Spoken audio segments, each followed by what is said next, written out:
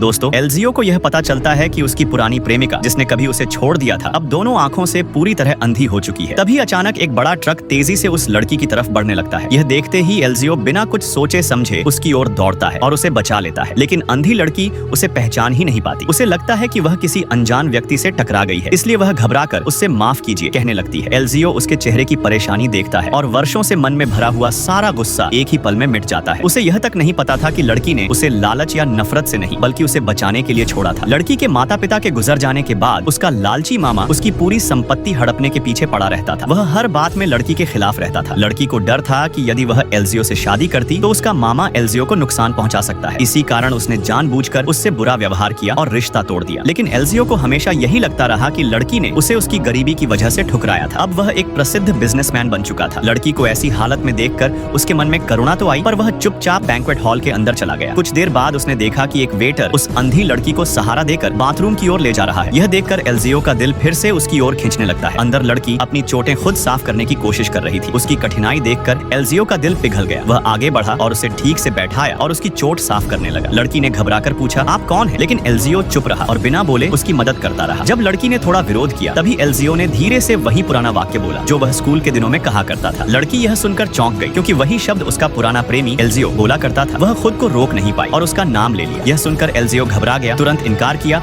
और वहाँ से चला गया। लड़की ने खुद को समझा लिया कि उसका पुराना प्रेम कभी उसकी मदद नहीं करेगा और वह अब भी उससे नफरत करता है। जब एलजीओ वापस हॉल में पहुंचा, उसने लड़की की बहन को उसकी बुराई करते हुए सुना। एलजीओ तुरंत वहां गया और बोला कि वह उनके घर शादी का प्रस्ताव लेकर आएगा। लड़की की बहन यह सुनकर बहुत खुश हो गई। उसे लगा कि एलजीओ उससे शादी करना चाहता है, इसलिए वह उसे अपने पिता के पास ले गई, जो कोई और नहीं बल्कि वही लालची मामा था। मामा को लगा कि उसकी बेटी किसी अमीर घर में बसने वाली है, लेकिन तभी एलजीओ ने साफ कहा कि वह शादी उसके साथ नहीं बल्कि उसकी अंधी भांजी से करना चाहता है। यह सुनकर बहन का चेहरा उतर गया। वह और उसकी मां मिलकर उस अंधी लड़की की बदनामी करने लगी। लेकिन तभी एलजीओ ने मेज पर $50 मिलियन का एक बड़ा कॉन्ट्रैक्ट रख दिया और बोला, शादी तभी होगी जब आप लोग यह साइन करेंगे। पैसे के लालच में मामा तुरंत तैयार हो गया। अगले दिन एलजीओ लड़की को शादी का रजिस्ट्रेशन कराने ले जाने आया, लेकिन तभी लड़की ने उसकी और उसके दोस्त की बातचीत सुन ली और उसी पल उसने उसकी आवाज पहचान ली कि वह कोई और नहीं बल्कि उसका पुराना प्रेम ही है। अगर आपको पार्ट 2 देखना है तो चैनल को सब्सक्राइब करें।